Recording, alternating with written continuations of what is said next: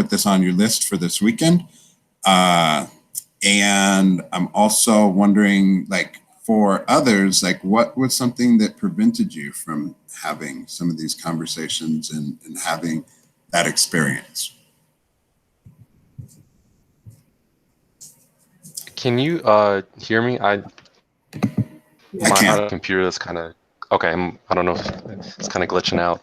I kind of weird. I didn't ask these questions exactly. I think I asked something more along like I was talking to my friend, asked her what her goal or goals were with this specific job that she has, and it kind of went into this conversation about how she was saying that for like community, she wants there to be more focus on really like pulling all us up as a community. So essentially the situation was like, there's this person and his experience and he's great, etc. But she felt like, okay, this is by him when he already has, a platform and, to be honest, like the, resources and talent. She was like not ignoring, but she was giving, compared to someone who could need it more. And yes, these people may be flawed or, the perfect professional, that, jobs or company look for organizations.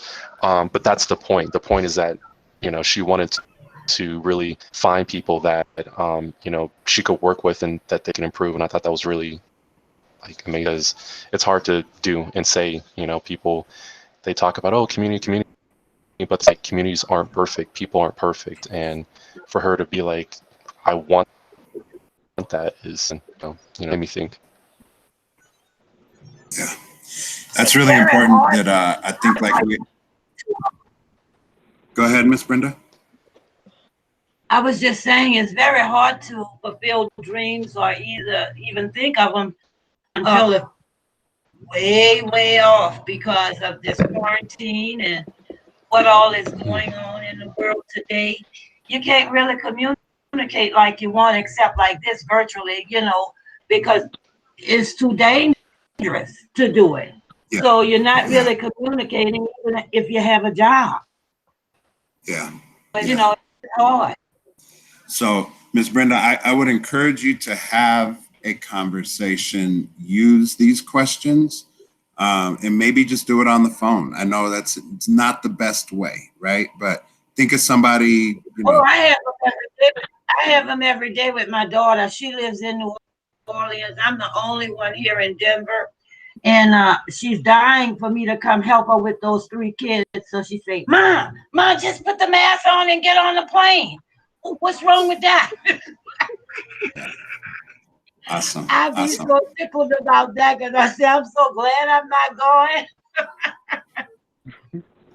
Yeah, that's a lot of work. She wanted it's a lot of work with 3 kids. Yes, yes.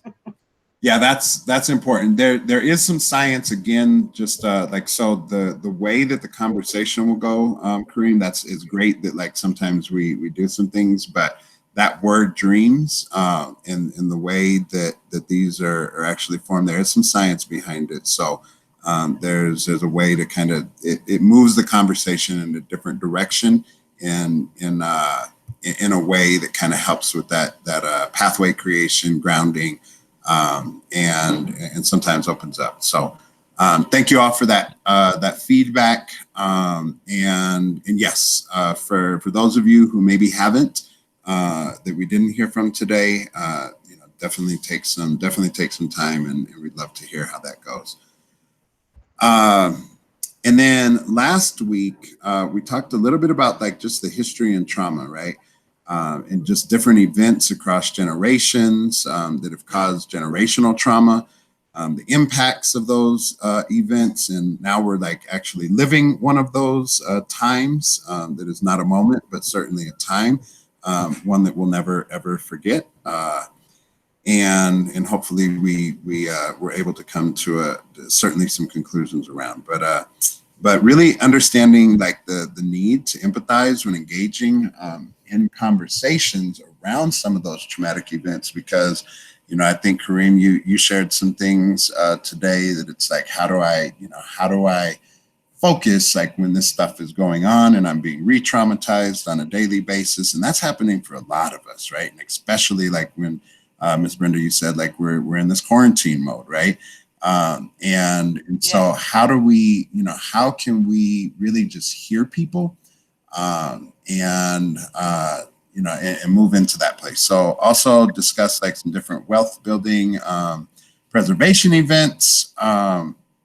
And I'm really curious to just kind of hear what, maybe from one or two people, just so we can move through the agenda. But what were some of those things that you guys talked about last week, or how did that, what were some of the things you took away from last week? Let me ask that.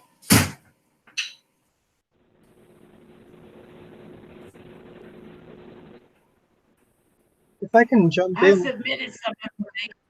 Do you get the information that when we do the surveys? Do you get the information? Yes, ma'am. Yes, ma'am. I sent something on, I wasn't present like on here, but I went through the whole thing and I've sent some information to you all. Okay. Okay. Yep. And I'm just bringing it to be able to hear some things that got taken away. Sure. Yeah, if I could jump in, I spent off and on all week thinking about Kareem, what you said about life insurance and the role that you see life insurance playing, and that really resonated. I had some conversations with folks about it. There's a different way of looking at it. That's funny because I actually I took a class at DU and we were going over the different insurance types, and I actually opened my notebook up and I was trying to go through and drop some stuff in the chat before we ended.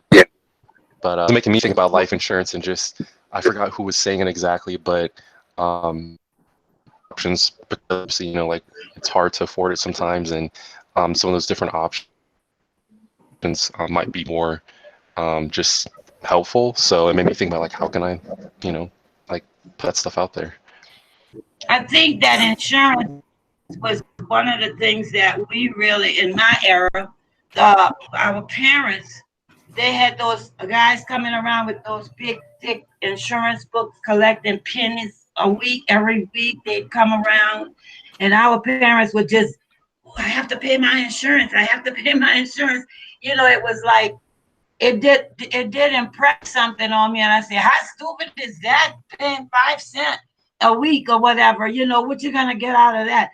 That's all we have. That's what my mom would say. All we have is insurance. So it sinked in to me.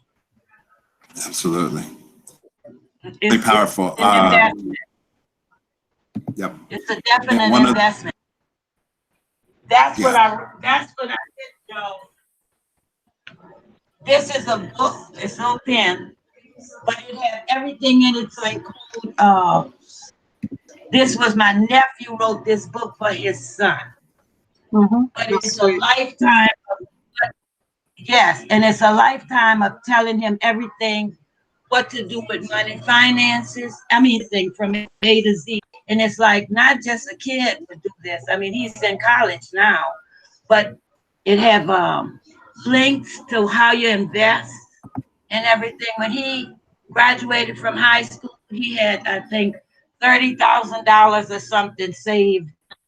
His dad is a postman, and he wrote the book. And he said, I said, did he read the book that you wrote? He said, Dad, you tell me that every day. I don't have to read it. Thank you, Miss. So he don't read the book. Yeah. Yeah.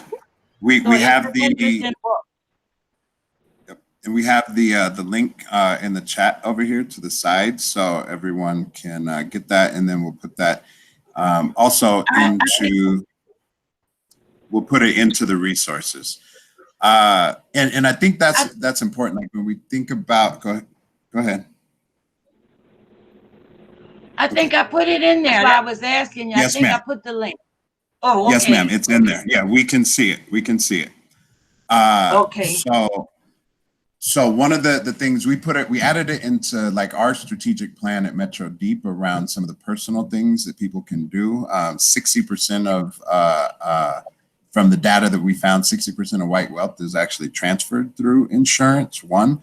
And two, like if you think about life insurance, if there like was a way, like, you know, we're even thinking about strategically, you know, what would it look like for an entire community to maybe write a grant that allowed people to like pay for life insurance for a certain amount of time, or, you know, things like that we might really think about. Because how much do you think that police would think about, right, the you know, shooting people if they knew that like there was like community-wide initiatives around life insurance being given? And what kind of political pressure do you think would be put on them in a way even beyond what is happening right now in the streets? Like when big corporations say, "Wait, we're losing money now. You better stop." You know, so there's life insurance. I think it's like this huge issue. So I think we definitely talked about this one, like what we've heard in sessions 1 and 2. Which can serve our needs for like individually and collectively.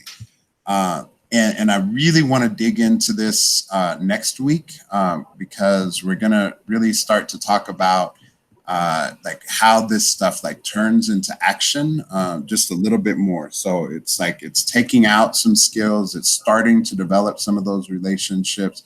To your feedback, Miss Brenda, it's really thinking about you know, what is the actionable things? Well, the actionable things in the very beginning is like, what are some tools for me to start building relationships with people that are maybe, you know, that I haven't done that with. And if all of us, you know, are thinking about inside of our own communities, you know, 3 to 5 new people that we bring in, right there, and then they can bring 3 to 5 new people that we're sharing information with, that we're starting. It doesn't become too much on any one of us to go out and reach 50 people or 100 people, right? But you know, we all kind of start passing these pieces down and thinking about how we can do that. And if you've got the energy and the ability to do more, all the better, right? But here's some tools for that. It's like networking. It's like Well, networking. To an extent, yeah. It's building out network relationships for a meaningful purpose. So like networking, like with meaning. So absolutely. Cool. Well, I could give an example on the insurance. I have a granddaughter that had a baby, and he died of the SIDS death. And she had paid $1 to Gerber, and they paid for his whole service. Mm-hmm. She had paid no more than $1. Mm-hmm. Yeah. Sure, it absolutely can. That's one of those absolute strategies, and I know that you guys will be going through a lot of that in part 2 of this, and then giving some of that really concrete financial information.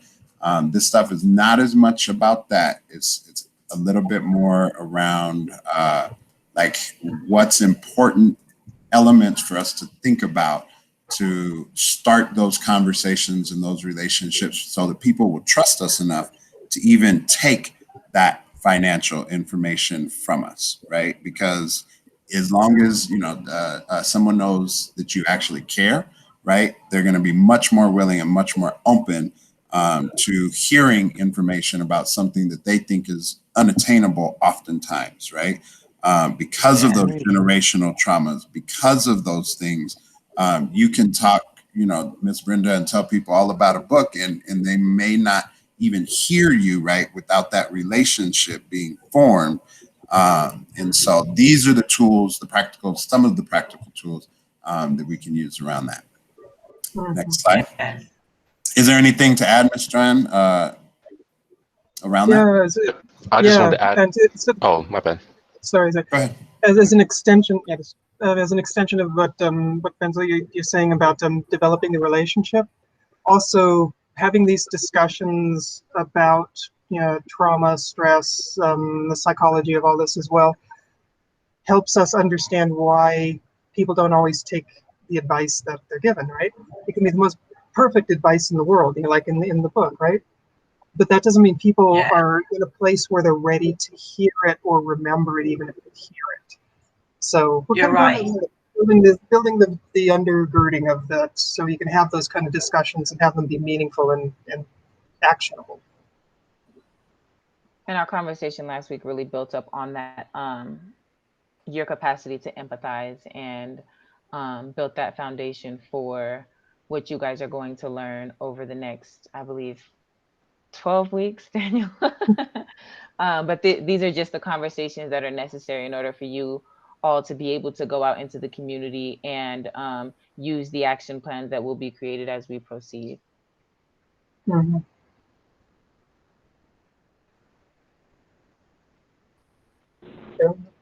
You're on mute again, Denzel.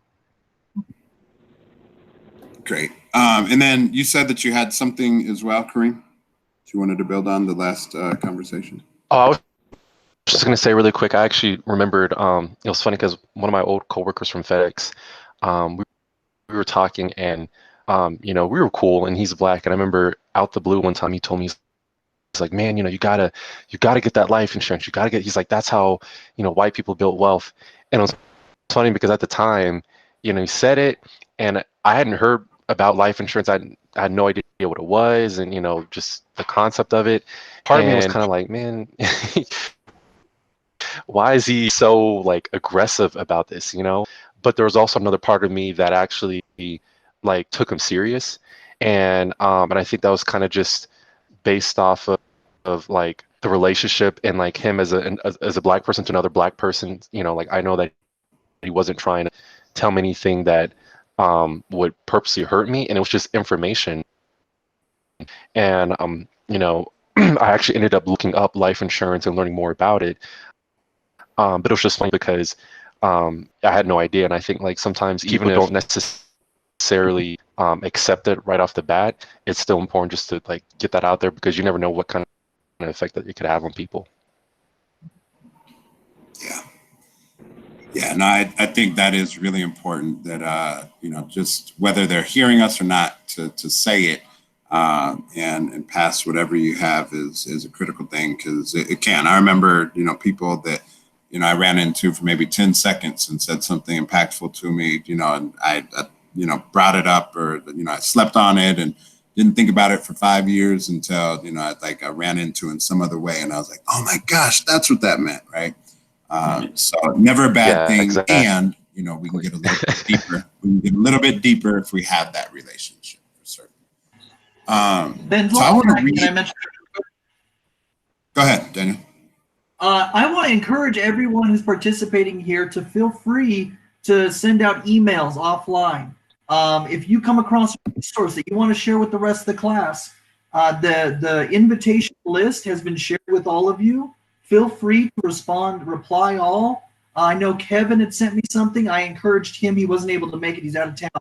I said, go right ahead, send an email out to everybody so that it keeps the dialogue, keeps the conversation going. Miss Brenda, if you have more resources like what you posted in the survey, feel free to email it out to all of us. We want to see it. You don't just have to put it into that survey, okay? Thank you, Benzo. Yeah, that's really important. That's really important. And then maybe for others that, there's some other tools that can, whether it be social media based or otherwise. So maybe throughout this process, Park Hill as a community can really think about what kind of message board do we want to keep, where we can store information in a different way than just emails. And we have some specific resources around that. If you guys are interested, we'll absolutely share them. So for this one, like I don't want to spend this huge amount of time here because I think that we've talked around it in some ways, and I want to get more into the conversation side. But this quote, so I'm going to read it out loud, and I know you guys can read it. We are not perfect. The people around us are not perfect. People do things that annoy, disappoint, and anger. In this mortal life, it will always be that way. Nevertheless, we must let go of our grievances. Part of the purpose of mortality is to learn to let go of such things. That is the Lord's way. remember, heaven is filled with those who have this in common. They forgive, or they are forgiven, and they forgive, right? So why might that be important, rather than kind of going through some of the more granular questions and leading us there? This group is already way ahead. But like, why might forgiveness, letting go of grievances, like how can that help us think about building wealth as a community? Why is it important? And I'd love to hear from some of those that I haven't heard from as much today.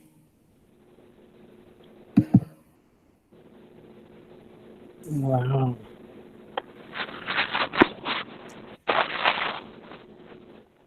Just as you were saying, forgive those who forgive you. And you understand that everybody has things about them. Everyone has idiosyncrasies. You accept people for what they are, and in turn, they accept you for what you are. I think that now technology has brought so much to the forefront so people can actually see what they've been hearing about for so long and know that it's real. Yeah. And it's, it's really caught on to me because, people, I can tell people about just kicking back to the trauma I had so long ago and how it never seems to leave. But I mean, you get reminders of that all the time. But you have to kind of go along with the flow. You understand people, they understand you, and it's a give and take thing. Mm-hmm. Yeah, absolutely. You learn from it, but you also learn by. I just started back with insurance not too many years ago because I wanted to build some wealth, and now I know how to steadily do it without just giving up on it and saying this is not going to work for me. I set that aside as something that needs to be done, not an option. Yeah, it's amazing to me what insurance has the power to do. At the same time, right? Like when we think about mending relationships, when we think about being able to meet someone and accept them for who they are, right? Thinking about some of the, working through some of their idiosyncrasies, like if I walk around annoyed and upset at someone, right, all the time, but they're right there next to me all the time. They're part of my family, right? They live next door. They this, that, the other thing. Rather than taking that step back and saying, I wonder, can I approach this person with empathy, try and figure out who they are, where they're at, what their passions are, and then what might be the possibility out of that. And the only reason I say it, and then I'd love to hear from others as well again, is so insurance. Let's say I get $1 million life insurance policy, right? And there's $1 million life insurance policy on everyone in my family. Okay, that's phenomenal, right? And but what if, right, I was to get with 4 people, right, and start making, build a company that's making $1 million or $2 million a year, right? What are we able to do in those kinds of situations as well? What if we mixed that with we're buying property, we're properly insured, and we're running businesses together, right? We're owning the means of our production. We make a toilet paper company together, right? I don't know, right? But what are by being in relationship, by maybe forgiving someone that has a skill set, that has a gift that could lend to that, right? Now I'm really starting to build wealth, even beyond waiting until I die for that to move forward into my family, right? And so I don't know how that hits. I'd love to hear from others, Joanne, Simone, or any of any of you on the line. Just kind of love to hear some reactions around that. And I'm going to keep saying, especially from those I haven't heard as much from today. I love to hear from everyone on the line, even if you're a processor, that's fine. And maybe you can give some of that feedback through the medium Daniel suggested in an email, or through the survey at the end. But we'd love to hear from you as well. I often will say that, you know, if you have something to share that you don't with the group, sometimes that's in a way that kind of robs us of the collective wisdom that we can bring together.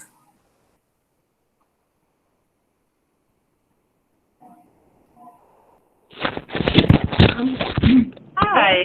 Well, this is Amber. What I really took from last week, and really all of our talk about insurance and kind of tying it into everything, including the talks about dreams, is the fact that I'm for the first time making sure that my dreams are there for myself, because my dreams are so tied up into making certain that my children are okay, which goes back to the insurance policies. I did it over the week, making sure that I had life insurance so that if anything happens to myself, I'm a walking, talking medical mystery anyway. So if anything happens to me, my kids are taken care of, and the dream of owning my home and paying off that home is also taken care of. So, it's definitely a big thing, but yeah, it's extremely important, and I love the fact that we're doing this, because it's really pushing me to answer these questions that I've honestly just pushed to the side, constantly being in survival mode, which I think a lot of people, are in. Now I'm really being forced to figure it out, and it's a great thing. Thank you, Amber. Jasmine, did you have something to add? Yes. Oh. I'm sorry. I'm sorry. Oh, no worries. It's almost over. You can watch TV now. You're a mommy. We get Okay. it. I'm sorry. I'm making read a book, and she was like, "Is it over now?" So My kids just came in and said the same thing. what I got from our last meeting was how a lot of people hadn't started bank accounts, or the difference in when people started learning about life insurance, when people started getting a bank account and learning how to do all those type of financial things. And a lot of us didn't learn until later on in our life, and some of us was privileged enough to learn very early. And for me, I didn't get life insurance until I was 26, and because of employment and stuff, I had to let it go. But it's things that I've realized that I need, especially as being a parent. And for my kids, like my kids need life insurance as well. And so with all those things, I'm hoping, I will get life insurance again and be able to teach my kids better about it and have them understand it fully, because I didn't know anything about any of it until I had children, and, didn't understand the true importance of having security, So that was my takeaway. Well, that's awesome, and thank you all for going back into kind of continuing in the last weeks. And I'm thinking also about like this week, right? Like if we're mending relationships, if we're starting to forgive, right? If we're starting to get closer with those that are already in our lives. And get equipped with some financial information and planning, what might we be able to do while we are here, right? Through that. So naming some ways in which you can teach someone else a step towards wealth building and preservation while we're here also, right? So life insurance is an absolute we should all have it, right? That's an absolute. At the same time, what can we do while we're here through relationships? And I was just gonna. But life insurance is not the only one. We should look at all avenues of insurance, even things like mutual funds and opening a team bank accounts for the grandkids. And you have to teach them because our parents didn't teach us, which they didn't have any resources like we have today.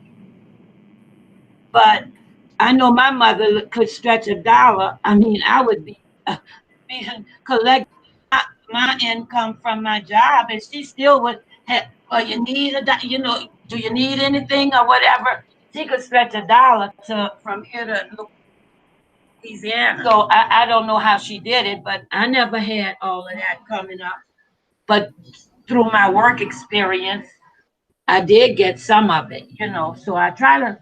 My daughter don't take on to it because they're in Walmart every week or whatever when they get paid. But I open accounts for the grand.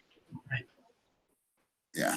Thank you, Miss. Thank you. Yeah, that's absolutely 100% true that like investments in general, I wonder if it would, be helpful. And I was trying to not get into some of the forward motion stuff that you guys will be experiencing in part 2 and part 3. But I will name this, right? There's actually 4 like millionaire mountains is what they call them, right? So you do have investments, which includes insurance, right? It includes stock market, mutual funds, penny trading, all kinds of things, right? There's also real estate, right? There's now technology is absolutely a millionaire mountain, being able to build an app, ebooks, all kinds of different ways that technology can, and if, I can send you guys some like cool formulas at the end. I'll make sure that it's in the resource packet that we give in week 5. But like when you do some simple math, like it will blow your head, right? Like what can be done with selling something at $12 and using technology, right? An ebook, a scarf, whatever, right? And then there's also entrepreneurship, right? Or business and building businesses now and today, which can be done, especially when we're in the relationship of a zip code, right? So I just kind of wanted to name that, and that we're hoping that we, introduce really important concepts, and that we're thinking about from a holistic manner what this community might be able to do, but what some of those challenges are that we also visited in week 1 are that some people are afraid to be outside and making relationships with other people, right? Or not afraid, that's probably not a good word, but you have to be concerned about it, right? And so how are we thinking about starting to mend some of those relationships? Like hurt people, right? When we think about even some of the gang members out there, like could we maybe reach out to one of them and ask, like, how can we support you? I wonder when the last time they heard, that from someone inside of the community rather than, leave the block or whatever, right? So I'm just thinking about like what that might look like when we're really thinking about how can you extend empathy to mend the relationships and come up with win-win agreements. And part of that is because as we start to bring money into our lives, right, and we have more things that we have not addressed and festered, oftentimes will intensify with more money. So with that, Simone, maybe we'll hit this last slide. And really quick, I go would ahead. like Yeah, to please. name, you mentioned ways that you can teach someone else to step toward wealth building and preservation.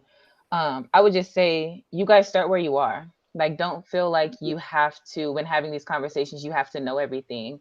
Share what you know and understand that life is a marathon. Just like Nipsey Hussle said, it's a marathon. People get so caught up in the idea that it's a race and who gets where faster. But we learned last week that we all start in different places. And just because we start in different places doesn't mean that, we're going to end up in the same place. So taking into consideration your biases, whether they're within yourself or about somebody else, and understanding that you have to start somewhere. Being empathetic about where everyone is starting this marathon and where they intend to be, is the most important thing. And just sharing the knowledge that you have to start. Starting somewhere is the most important thing.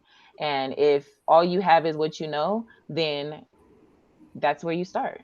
Don't feel pressured to, start in a place in a realm that you know nothing about.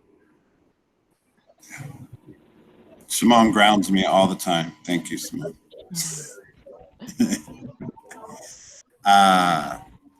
So this is something that I wanted to just name a couple things on, and then we will send this to you and be part of the homework. We have like the link and chapters 3 and 4 in the Becoming One curriculum. This is a part of it that we'll need to actually update inside of the curriculum. I made some changes today. But most of them are really self-explanatory, and we'd love to hear like feedback and comments like on this. It's the first time that we put it out publicly. So any kind of feedback that you have, we'd really appreciate in terms of this. But some of these are not as self-explanatory. So what we'd like you to do over the week is really read and note like which things you practice in your present life, and then why they might be a challenge if you're not, and how we can think of ways that it would work for us. But like this understanding your own biases, Simone just talked about that, right? And meet people where they are in their marathon and their journey. This practicing forgiveness. We all make mistakes, right? When we go into this place of like absolutes, right? Or blaming, or trying to make someone feel small for some transgression that they've made or had. It makes that door, that window, that space much smaller for them to want to walk back through as they grow in their lives, right? And then there's also like able to contact, discussing topics with empathy. This is one of the ones that I really like. And just saying, don't dominate the airwaves. Good listener, and then ask questions with like real curiosity. And then there's when I say try this talking stick, this takes a really long time, but you only have to do it a couple of times in your life before you like really get what it is to like truly hear someone. And the way that Indian talking stick communication happens is that, whoever has, or I shouldn't say Indian, native talking stick, whoever has the stick gets to express whatever it is that they want to express, right? And then the other person will get an opportunity, but you won't be able to get that stick until you've said back to the speaker with the stick exactly like what you've heard them say. And until they say, yes, that's what I'm saying, you don't get that stick back, right? And if you try this like just a couple of times in your life, like, and how difficult that actually can be, right? And some people who are really, really, truly good listeners, they get it like that, right? But it's very rare that it's not a challenge to get through that and being able to kind of hear people in a different way, at a different level, and feeling that it then carries into all kinds of other conversations that you have throughout. And certainly some people, like I said, really, really get that well. So that being said, I don't know if there's any other closing thoughts from Joanne or Simone or Daniel, anyone else that's here in terms of reactions. But love you to just kind of go over these, and then next week in the first 5 or 6 minutes, we'll have a quick conversation around them and how they work, and what some challenges might be to actually implementing them. All right. It's been a pleasure. Everybody stay safe. Absolutely. And I did enjoy this. I really did. Thank you. I'm appreciating what Jasmine put into the chat about learning how to be comfortable being uncomfortable. What a tremendous learning opportunity that is. What a hard one that is. Yeah, and you're right, it helps you grow. That's a good one, because Growth we is all where have, discomfort is. It really does. yeah, we all have the areas of our lives that we say, oh no, that's not comfortable. I don't know. I don't want to spend time there. I don't want to pay attention to that. I want to go somewhere else. And yeah, but that's where we grow. And I don't know if you guys remember last week, that was the first thing I said. I'm like, leading is not my strong suit. I can, talk about it and engage in it as much as possible. But, stepping out of my comfort zone last week was big for me. And, I enjoyed it, but it's still like you have to start somewhere. And, I always appreciate Benzel for always giving me those spaces to start somewhere, even when I don't like to lead. But she's so good at it.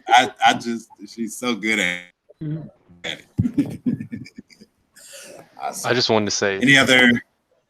Oh, I just wanted to say thank you for. I think also just like the empathetic approach to this, because we're always kind of, at least in my opinion, we're always conditioned to not really talk about money, or at least in like really marginalized communities. But in my opinion, worse than that is that when we do talk about money, there's just like this connotation that's like negative, or that it has to be very like apathetic. Like, no, you can come from a place of empathy and understanding and talk about money. And I think too, that's really important, just to like to start with wherever that person that to help is coming from. Like there's no point in talking about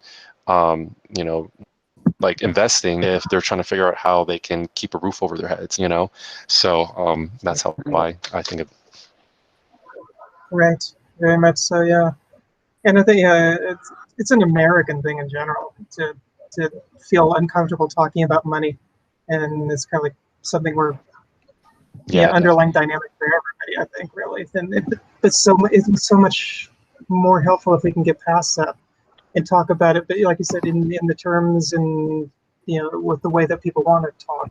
You listen to where they're coming from, and like people, like maybe they're not ready to talk about investments. Yeah, if we talk about saving something, and saving can mean saving $1 for a week. That's a start. Yeah, I met a coworker, and it was funny because he was he moved from Maryland, and we were talking about that, and he came to Colorado just to stack his money. Colorado's always had one of the best economies in the United States, and what blew my mind, I was like, hey, I mean, like, if you're not just here just to stack your money, you can use your money to make more money, And so I was really trying to talk to him about like how you can take what he's taking, like if you're gonna hustle, and like I respect that, but don't just let your money sit there. Like like use that money, to make more. So but that was his his perspective. He's like, I'm not gonna go to school. I'm just gonna do it. Which I'm like, that's great, but let's like strengthen that approach. As much as possible. Yeah. Build on his strengths. Yeah. Another thing I thought about is a lot of transparency right now. And my upbringing, it wasn't. It's like when I got a promotion, we were told you cannot discuss your promotion because they were giving other people higher promotions or either lower or whatever. But if you could get terminated if they thought you were discussing your money. Mm-hmm. And we were very uncomfortable with that. Mm-hmm. Oh yeah. That's very. But very now true. it's a broadcast. How much people say and stuff. It really is. It's very transparent now. Maybe not as transparent as it could be, but yeah, right. More so. Yeah, we have some room to grow, but we certainly have come some way. Absolutely. Yeah. And maybe just kind of leaving, here's another quote from one of my favorite books about money, because it has a spiritual aspect, it has a practical aspect, it has lots of stuff, but inside of it says money is like a hammer, right? It can be used either to build or destroy, right? And if people have been destroyed by money, if they've been left out of the conversation, if they've been hurt by it without it, and watching other people around them with it, right? Like they associate money with destruction, right? They associate it with pain, with hurt. Whereas it also has that ability, just like we've been talking about, right? You see the hands on top of my head. That's my 6-year-old. This is my sign. It's time to get off the phone, Dad. But we also have seen times when money can be used to do some beautiful things, right? And it can be used to build a home, to, all kinds of things that hammer can do. And so, thinking of it in that context, having some empathy around people's experience, and understanding that as we talk about it, we can make is for every negative experience, there's some point of beautiful to be able to point at as well. Hope is not gone or lost. Yes, yes. We can overcome the trauma that the money has caused. Yes, and we can be resilient, and we can grow and thrive. Yeah. So thank you all so much. We're going to get into some of the actions for bringing this together into a community space next week, and then we'll close out with the phenomenal information from Financial Health Institute in terms of our portion. And so we're really excited for these next couple of weeks. I've really appreciated getting to know each of you. Veronica, and I think I'm gonna pick on both of y'all next week, and to be able to hear some more, and but just beautiful people and a beautiful space. Thank you so much, Daniel, for getting it put together. You've done a phenomenal job, and we look forward to seeing you next week. Thank you. All right. Thank you. Bye. Bye.